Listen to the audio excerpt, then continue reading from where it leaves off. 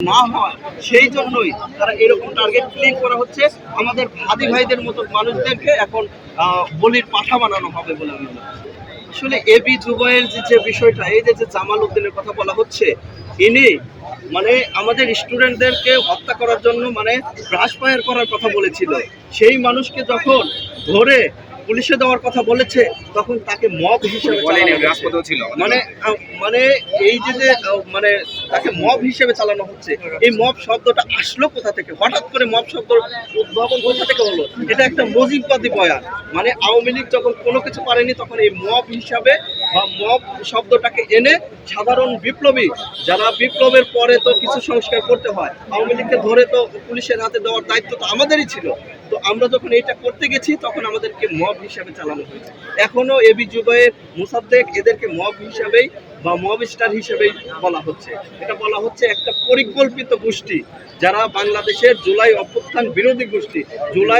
জুলাই বিপ্লবকে তারা ওন করে না, তারা জুলাই বিপ্লব চায় না। তারা চায় বাংলাদেশে জুলাইটা না থাকুক।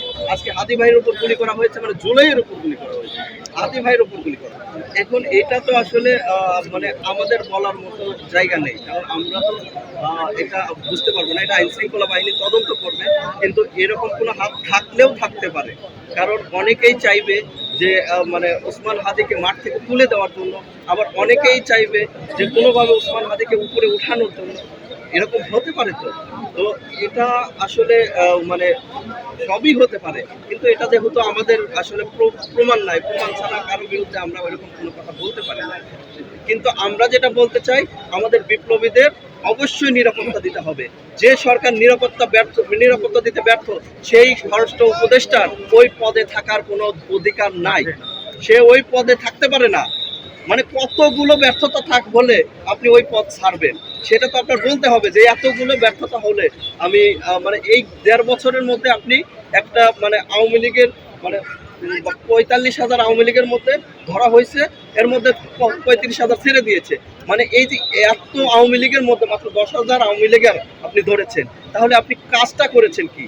তাহলে বাংলাদেশকে নিরাপদ করার জন্য আপনার যে ভূমিকা রাখার কথা ছিল, জুলাই অভ্যুত্থানে যে ভাইদের লাশের উপর দাঁড়িয়ে এসেছেন, তাদের বিচারের জন্য আওয়ামী লীগকে এই কাঠগড়ায় দাঁড় করানোর কথা ছিল, আওয়ামী লীগের দল হিসাবে বিচার করার কথা ছিল। কিন্তু দেখলাম ক্ষমতায় এসে তারা আইন করলো দল হিসাবে কারো বিচার করা যাবে না। কেন দল হিসাবে তার বিচার করা যাবে না? কেন দল হিসাবেই তারা আসেছে। একজন মানুষ এমনি খারাপ হয় না, দলে এসে খারাপ হয়। মানে ভালো মানুষ, একজন ভালো মানে ওই যে এক সময় আমরা শুনতাম না যে আপনি আপনার সন্তানকে যদি খারাপ বানাতে চান তাহলে ছাত্রলীগে ঢুকিয়ে দিন। তো এই যে বিষয়টা, মানে ছাত্রলীগে ঢুকেই সে খারাপ হয়, সে এমনি খারাপ না।